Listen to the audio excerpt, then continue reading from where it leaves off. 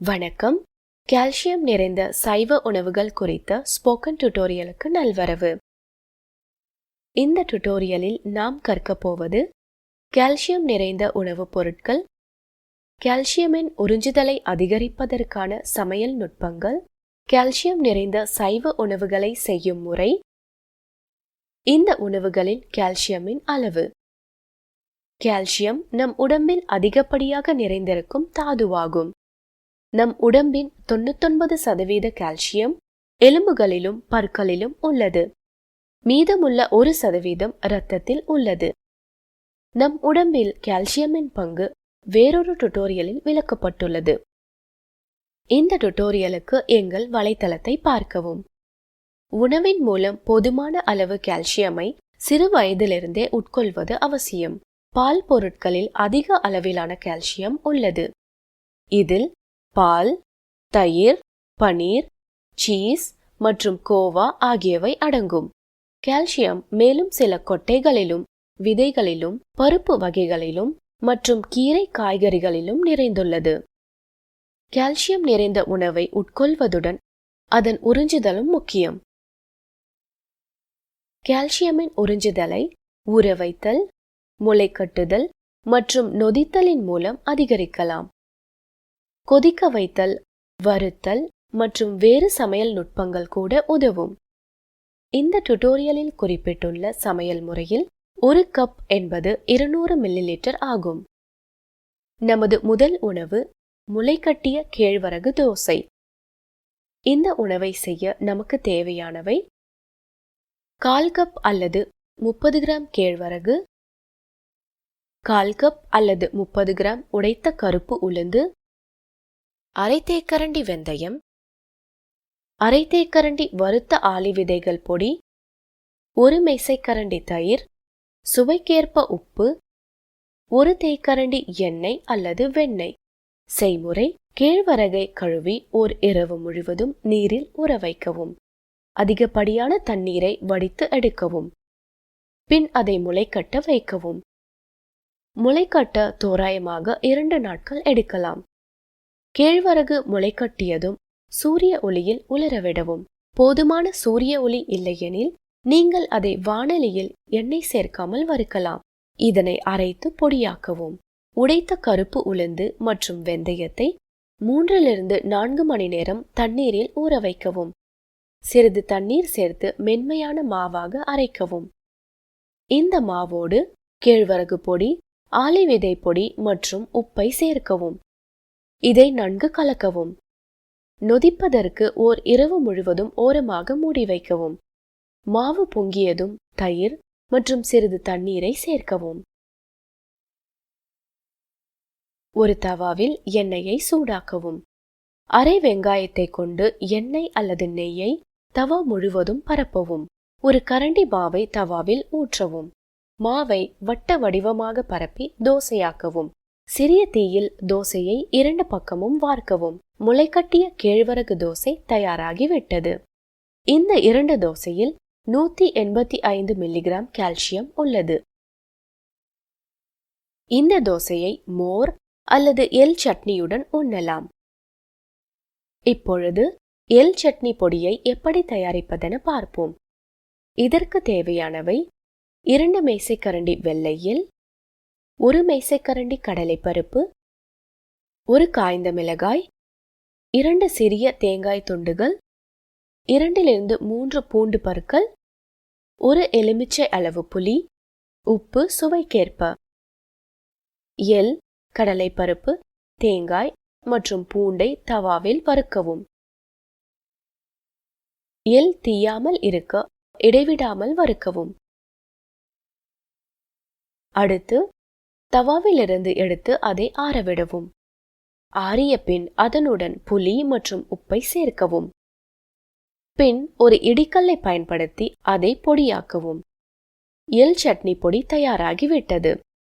இந்த சட்னி பொடியின் 1/4 கப்பில் 131 milligram calcium உள்ளது. ஒரு நாளைக்கு 2 அல்லது 3 வேளை உங்கள் உணவுடன் இதை சேர்த்து உண்ணலாம். வெள்ளை எள்ளிற்கு பதிலாக மற்ற விதைகளையும் நீங்கள் பயன்படுத்தலாம். உதாரணமாக கருப்பு எள், ஆளி விதைகள், கசகசா மற்றும் கருஞ்சீரகம். நமது மூன்றாவது உணவு கொள்ளு மற்றும் சிறுகீரை பொரியல். இந்த உணவை செய்ய நமக்கு தேவையானவை: 1/4 கப் கொள்ளு, 50 கிராம் அல்லது 1/4 கட்டு சிறுகீரை, அரை வெங்காயம், அரை தக்காளி. பின்வரும் மசாலாக்களும் தேவை: 1 தேக்கரண்டி சீரகம், அரை தேக்கரண்டி இஞ்சி பூண்டு விழுது, அரை தேக்கரண்டி மஞ்சள் பொடி, அரை தேக்கரண்டி சிவப்பு மிளகாய் தூள், அரை தேக்கரண்டி தனியாத்தூள், உப்பு சுவைக்கேற்ப, 2 தேக்கரண்டி எண்ணெய் அல்லது நெய். கொல்லை ஓர் இரவு முழுவதும் ஊற வைக்கவும். அடுத்த நாள் ஒரு வடிகட்டியின் மூலம் அதிகப்படியான தண்ணீரை வடிகட்டவும். கொள்ளு முளைப்பதற்கு சூடான இடத்திலிருந்து தள்ளி வைக்கவும். முளைக்கட்டியதும் வேக வைக்க ஒரு பிரஷர் குக்கரில் போடவும். அரை கப் தண்ணீர், உப்பு மற்றும் மஞ்சள் பொடியை சேர்க்கவும். ஒரு விசில் வரும் வரை அதிக தீயில் சமைக்கவும்.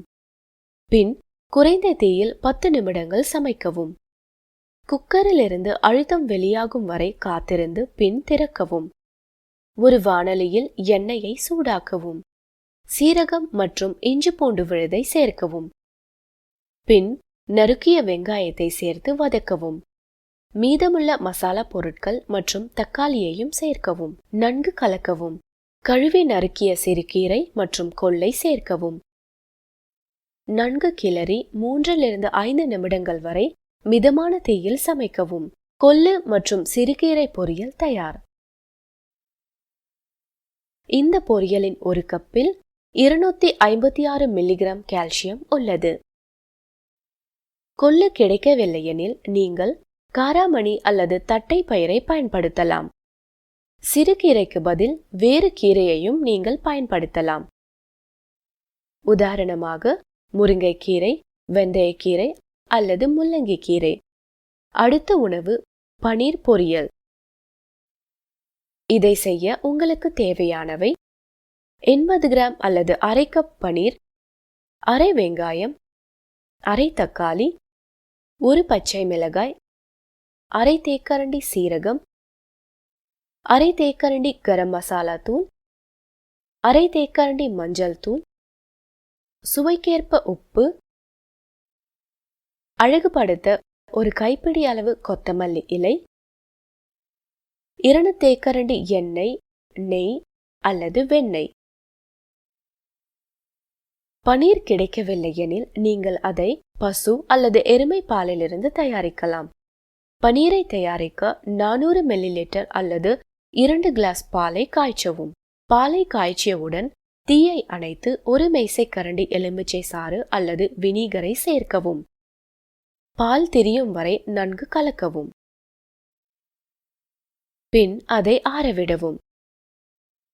நீரை வடிகட்ட ஒரு பருத்தி துணி அல்லது மஸ்லின் துணியை வடிகட்டியின் மீது வைத்து பனீரிலிருந்து அதிகப்படியான நீரை பிழிந்து எடுக்கவும்.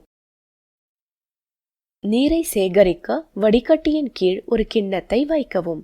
இந்த நீரை மாவு பிசையும் போது மற்றும் பருப்பு அல்லது காய்கறிகளுடன் சேர்த்து சமைக்கலாம். பனீரை அழுத்தி ஒரு வட்ட வடிவமைக்கவும். கெட்டியாவதற்கு ஃப்ரிட்ஜினுள் வைக்கவும். ஒரு கடாயில் நெய் அல்லது எண்ணெயை சேர்க்கவும். சீரகம் மற்றும் நறுக்கிய வெங்காயத்தை சேர்க்கவும். வெங்காயம் பொன்னிறமாகும் வரை வதக்கவும். நறுக்கிய தக்காளி, பச்சை மிளகாய், உப்பு மற்றும் மசாலாக்களை சேர்க்கவும். பனீரை உதிர்த்து கடாயில் சேர்க்கவும். நன்கு கலக்கவும். 2-3 நிமிடங்களுக்கு சமைக்கவும். கொத்தமல்லி இலைகளை தூவி அழகுபடுத்தவும். பனீர் பொரியல் தயார். இந்த பனீர் பொரியலின் ஒரு கப்பில் 380 மில்லிகிராம் கால்சியம் உள்ளது. இந்த எல்லா உணவுகளிலும் கால்சியம் நிறைந்துள்ளன. நமது ஆரோக்கியத்திற்கு நம் அன்றாட உணவில் கால்சியமை சேர்த்துக் கொள்வது அவசியம். இத்துடன் இந்த டுட்டோரியலின் முடிவுக்கு நாம் வந்துவிட்டோம். இந்த டுட்டோரியலை தமிழாக்கம் செய்து குரல் கொடுத்தது ஆர்த்தி. நன்றி.